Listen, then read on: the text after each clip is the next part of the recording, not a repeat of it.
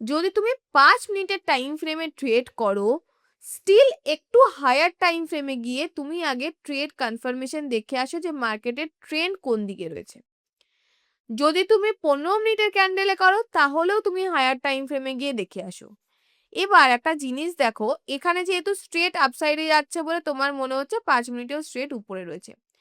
এই জায়গাটায় যদি একটু খেয়াল করো, এই জায়গাটায় দেখো 5 মিনিটে আমি কি দেখতে পাচ্ছি, এই জায়গাটা মার্কেট সাইডওয়েজ আর এই জায়গাটা হালকা ডাউন ট্রেন্ড যাচ্ছে। এবার এই জায়গাটায় সাপোজ তুমি বুঝতে পারছো না, মার্কেট হালকা উপরে গেল আবার নিচে আসা শুরু হয়ে গেল।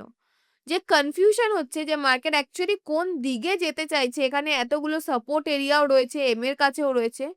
জাস্ট স্ট্রেট তুমি 5 মিনিটের জায়গায় 15 মিনিট বা আওয়ারলি ক্যান্ডেলে চলে যাও। আওয়ারলিতে গিয়ে তুমি দেখে নাও এক্স্যাক্টলি মার্কেট এখন কি করতে চাইছে। তো আওয়ারলিতে যেই গেলাম, দেখো এই লাইনগুলো আমরা টেনে রেখেছিলাম 5 মিনিটসে। আওয়ারলিতে গিয়ে আমি কি দেখতে পাচ্ছি? আওয়ারলিতে দেখতে পাচ্ছি মার্কেট স্ট্রেট উপরে গেছিল। এখানে কনসলিডেশন হচ্ছে।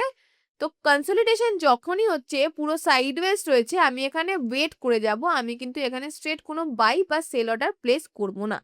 কেন আমি কি দেখতে পাচ্ছি? মার্কেট এখন স্ট্রেট এখানে একটা জায়গায় ধরে টাইম স্পেন্ড করছে।